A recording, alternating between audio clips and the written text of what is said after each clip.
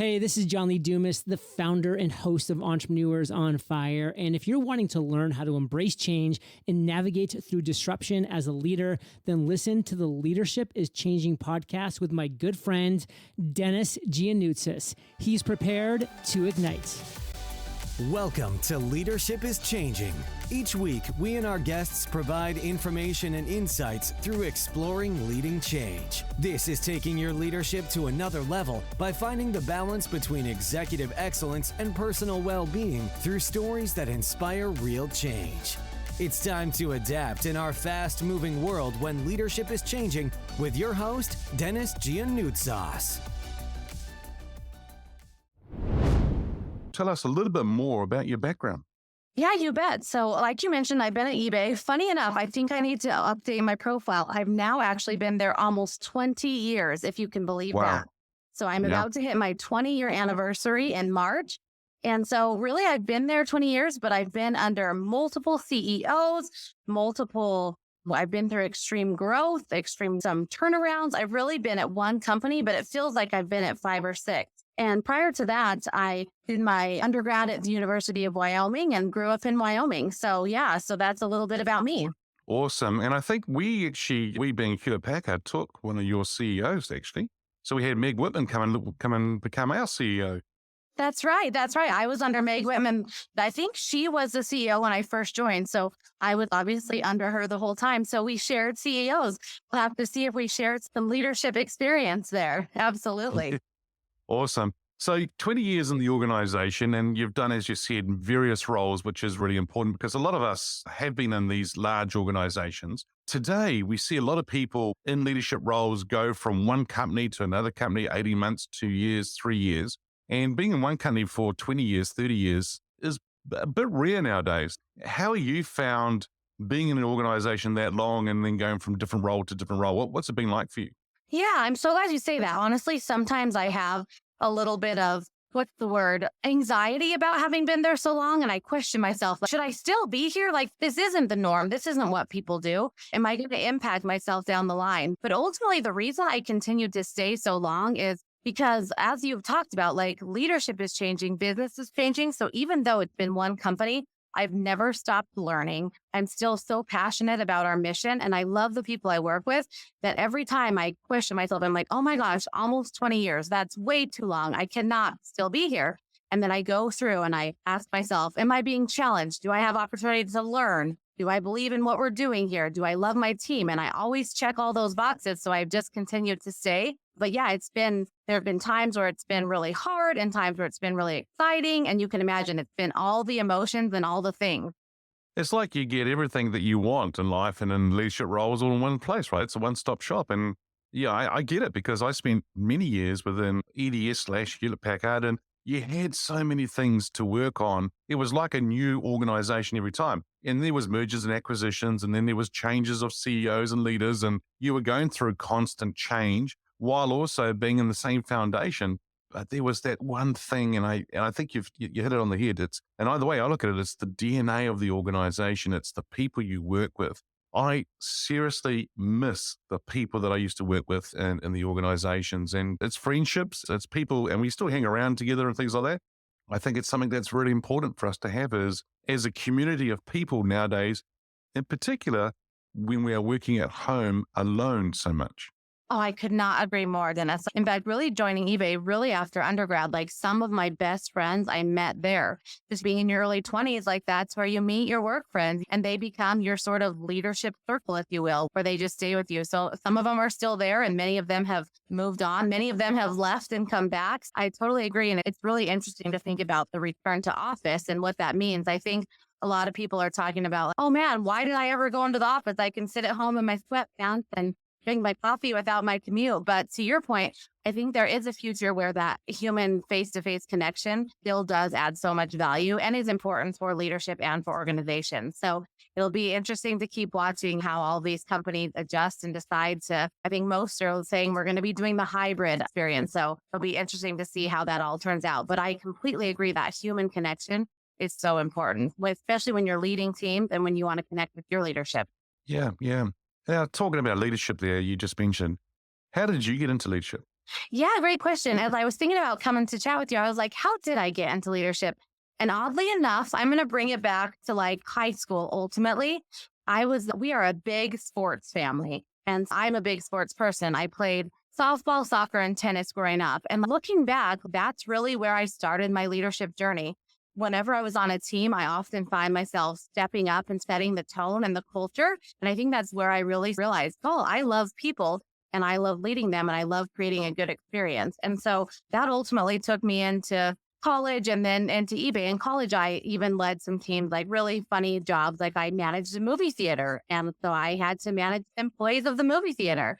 And that was a tricky one because I'm mostly managing people my age in a similar experience. So I actually think, as silly as it is, I learned so much from it. And then coming into eBay, same thing. Like it was intended to be a temporary job. It was shortly after September 11th, having mentioned I've been here almost 20 years, and the economy was weird. What I thought I was going to do was not happening anymore. And so I thought I got a temporary job at eBay. But as I mentioned, I fell in love with the mission and the people. And then slowly but surely, I noticed that in meetings, I would be speaking up or I would be supporting other people. And then it just naturally became where I was like, oh, I love helping others and supporting them and leading them. And so that's how I fell into it. It was never really a conscious decision, but it's just what felt right. Interesting how you say you fell into it, right? I think a lot of people do fall into that leadership role. Now, the sports that you said were softball, tennis, and soccer, football for you, yeah. Oh, yeah, soccer, yeah, football, yeah, cool. So we shared CEOs and now we share sports, right? I used to play as a kid softball and then tennis, things like that. So, hey, this is good. Oh my gosh, excellent. I love it. Yeah, those are my favorite. Yeah, I was thinking about like in tennis, as a senior, I was first singles, which meant that I was intended to be the best. And it was really interesting because I felt like I culturally led the team, but then I had to fight for that position officially. So that's how I think. And I have two boys and luckily they love sports. So we don't really have to push them, but that's one of the main reasons I do push them into sports, seeing them grow their leadership skills at such a young age. I think of my 13-year-old, he's been on a baseball team for about a year. And just this last weekend, they went and won a tournament. And I think it's largely because of his own leadership and the way he's changed the culture and the team to really care about one another. It felt like originally they were all sort of individuals working on a team. And over this weekend, I've just watched them become a team and fighting together. And it's been really cool to see, even in my kids. I grew up in Ireland and I was very lucky to get a great education there, but Ireland was quite a depressed country. And around the time we were graduating, our university president got up and made a very controversial speech. And he basically said, this country is a mess. And it's not your fault. It's your parents' generation's fault. But I encourage all of you to take your great degrees and go overseas and get 10, 20 years experience overseas and come back when your parents have fixed up the country that they have messed up. It was very controversial. So I left Ireland along with about 80% of my class at the time. And I moved to Finland, of all places. It was a really interesting country. And I joined Nokia, which was a very interesting company at the time. And I joined them just after their CEO committed suicide. And that was formational in my career because Nokia had been the biggest company in Finland for 100 years. And around that time, the USSR collapsed, the Finnish economy went down, Nokia went down, and the CEO committed suicide because it was all really bleak and tough. And Nokia came out of that and became a global leader in the cell phone business as we got to know them and the infrastructure business. And I was lucky enough to have joined them at the very bottom of that cycle and stay with them for 15 years and had a fantastic international career and learned so much and saw a lot of the world and discovered New Zealand as one of the countries I worked in. And I was very fortunate to have that experience with Nokia. Then I settled in New Zealand, and I guess chapter 2 of my career was setting up Mobile Mentor and building a life in New Zealand. So that's a quick snapshot of my journey and how I got to where I am today. Which part of Ireland are you from? Southwest County Kerry on the coast. Oh, cool. And in New Zealand, whereabouts did you live? In Auckland, well, north of Auckland, Tyndall's Beach. Okay, yeah. Very nice. Yeah, my parents are still up there. My wife's parents, that's still home base. Oh, that's very cool. So how did you get into leadership? It's funny. I didn't for a long time. And I remember when I was working in Finland back in the early days, I was a 21, 22-year-old engineer in a lab working with equipment and designing technology and circuitry and working really with technology, not with people. And I remember watching the leadership team hustling back and forth along the corridor, going into each other's rooms and having these frenzied conversations and a stand-up meeting. I was used to look at them and say, I wonder what those guys are talking about. Are they talking about us, the people?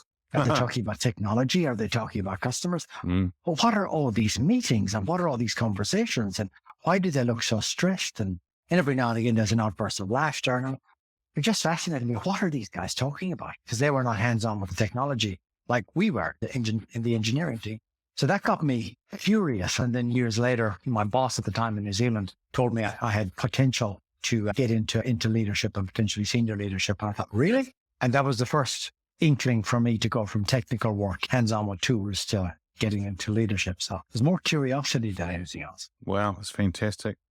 Hey, I've got to tell you that I was in Ireland about 3-4 years ago visiting Microsoft actually in Dublin and had a great time there. And it was the same week the Pope was coming to visit after so many years. And so when I got to the airport, I was flying out and the Pope was flying in, and God watched him to come in and then come off the plane and everything. It was amazing to see what it was. But it was amazing to see what was going on in Ireland and how people were reacting to it and how people were. And then the hotel was just full of people, priests, nuns, and so forth. Yeah. And I said to the manager, so how's the bar going this week? He goes, not really good this week. It's pretty quiet.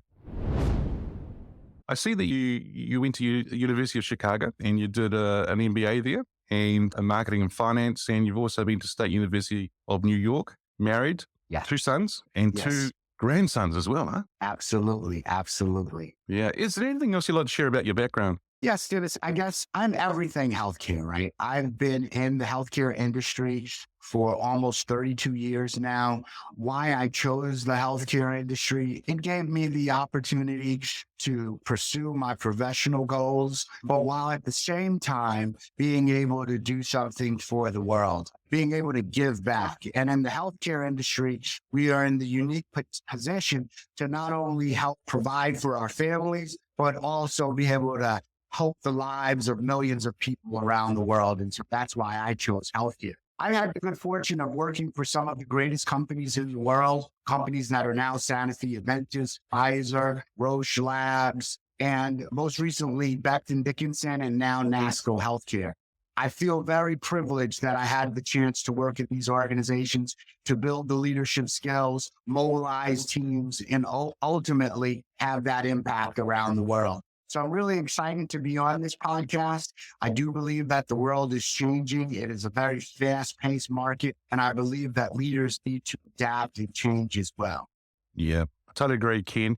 And Ken, tell me, let's talk about a little bit about healthcare, as you said, and leaders, because are leaders really looking after themselves well enough? They're working long hours. They're under a lot of stress, pressure. As you said, the world's changing. So both from a social perspective, technology, business, it's just changing so fast. Are leaders really looking after themselves well? Probably not as well as they should, Dennis, right? Leaders are like an athlete to some degree. They're highly competitive, willing to give everything in which they have to be successful, and have a tireless appetite to succeed. And as a result, you probably work a little bit longer than you should. You probably miss some school events, whether it be dance recitals or sporting events. You probably don't get to take as many vacations with your family as you would like to. But at the same time, you're probably satisfying a lot of those professional goals and objectives that you have for yourself. And hopefully at the same time, being able to put your family in a position to be able to reach some of their goals and ambition. And for you in your career and the different executive roles that you've had, how have you worked and the work-life balance? How have you done that? Hey, it's really difficult, Dennis. I believe that you've got to have a work ethic, which is second to none, to really have an impact around the world. You've got to have a commitment to practice the best habits, right? And you don't get to do those habits 3 days a week or 5 days a week. You've got to wake up every morning with the desire and ambition to make a difference. And as a result of that appetite, that desire doesn't stop at 5 p.m. Therefore, it goes deep into the night and sometimes transitions into the weekends.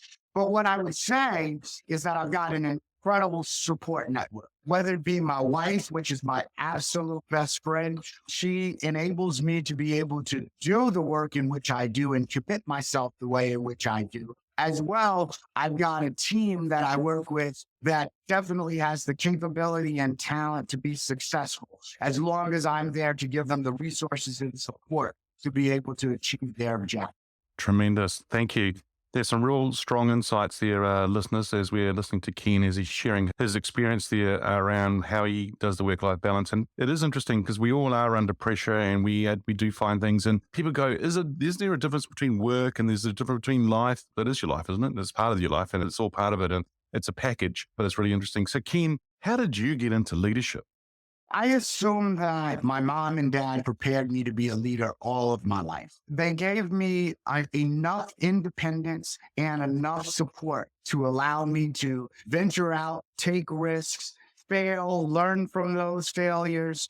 But at the same time, they were there to support me during those failures. And I think as a result of that, that helped to build the leadership muscle in me. Second, my mom always told me, be a leader, don't be a follower. You set the path. You do what you think is best for you. And third, my grandmother always told me, listen, you can do anything you put your mind to as long as you're willing to put in the work. So therefore, I think that from being a youngster, I started to develop some of those leadership skills. But in my professional career, I just had the great fortune of working for great companies, some other great leaders that saw something great in me, and they were willing to invest, groom, coach, mentor, and guide. And as a result, I was able to elevate into different roles. Those roles, Dennis, are really what helped to shape me into the leader in which I am. It's those individual experiences, whether it was the first role I had as a sales consultant or being the worldwide president of the diabetes care business unit at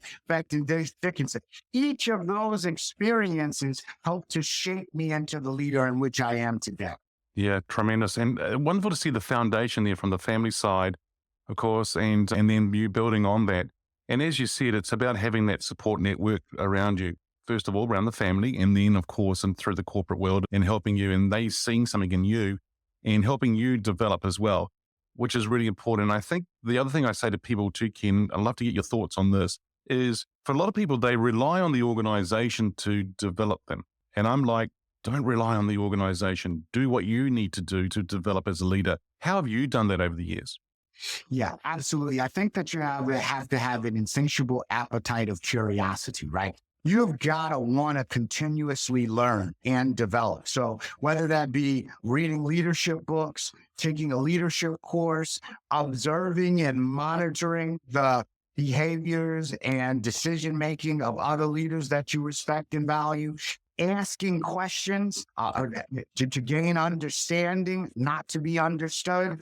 All of those things, I think, help to shape me into the leader. I also wanted to go back really quickly, Dennis, to the work-life balance and why I'm able to do that. I mentioned my wife being my best friend, but she is equally as passionate as I am about my professional success as I am. And as a result, she is motivating to me. She's inspiring to me. She is my greatest sounding board when I'm facing challenges at work. And she gives me perspective and helps me make better decisions.